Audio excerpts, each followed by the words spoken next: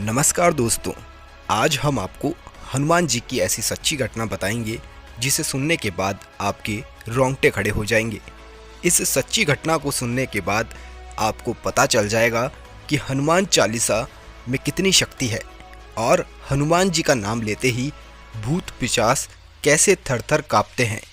अगर आप भूतों पर यकीन नहीं करते तो आपको भी यकीन हो जाएगा कि भूत किस तरह परछाइयों में सरकते हैं। दोस्तों, ये घटना है महाराष्ट्र के पीपल गांव के बाहर एक छोटा सा हनुमान जी का मंदिर है। इस मंदिर में गांव के लोग पूजा करने जाते हैं। चारों तरफ से जंगलों से घिरा ये गांव बहुत ही दुर्गम स्थान पर है, जहां पर जाने के लिए कोई भी पक्की सड़क तक नहीं है। गांव में जाने के लिए लोगों को जंगल के रास्ते जाना पड़ता है।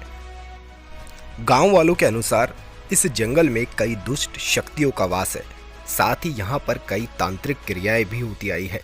इसलिए इस जंगल में कोई भी अकेले नहीं जाता। कई बार तो जंगल से जाते समय लोगों पर बुरी शक्तियों का प्रभाव पड़ जाता है या फिर आत्माओं द्वारा पीछा करने की घटनाएं होती है। लेकिन जब लोग हनुमान जी के मंदिर के पास आते हैं तो ये बुरी शक्तियाँ पीछा छोड़ देती है।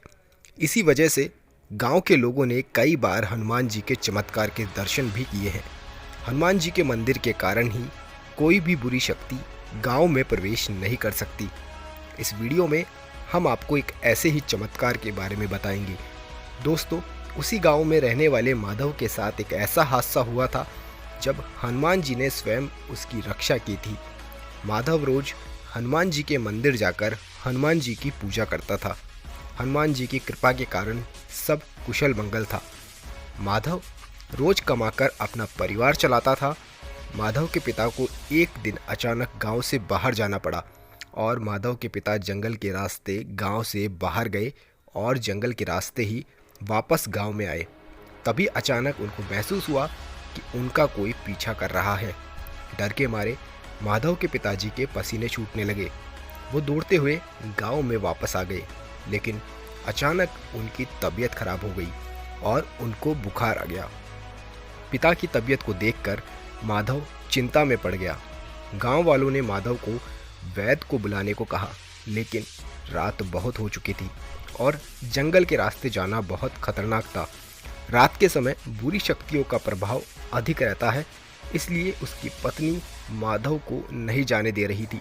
लेकिन माधव हनुमान जी पर पूरा विश्वास करता था, इसलिए माधव ने जाने का फैसला किया कि वो वेद को लेने रात को ही जाएगा। माधव अपनी साइकिल लेकर रात को ही निकल पड़ा। अमावस्या की रात होने के कारण घना अंधेरा था। जंगल में साइकिल चलाते वक्त माधव को लगा कि उसकी साइकिल पर कोई आकर बैठ गया। डर के मारे माधव कांपने लगा।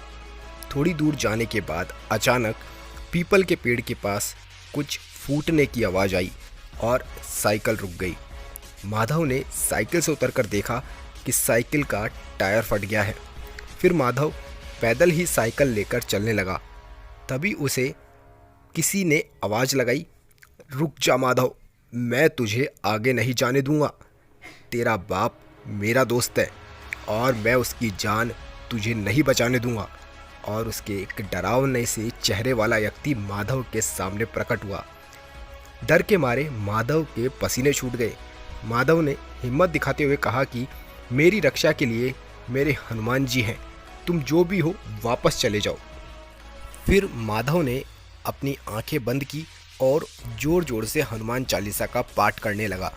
थोड़ी देर बाद आसमान से बिजली कड़की और जंगल का वातावरण शांत हो गया। माधव ने आंखें खोली तो वो प्रेत आत्मा वहाँ से जा चुकी थी।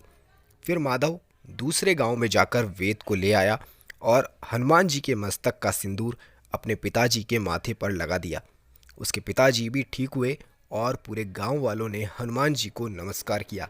इस घटना के बाद पूरे गांव वाले हनुमान जी की पूजा करने लगे। दोस्तों, आपको ये वीडियो पसंद आया हो तो हमारे चैनल को सब्सक्राइब करें और इस वीडियो को लाइक ज़रूर करें और कमेंट बॉक्स में जय श्री हनुमान जरूर लिखें।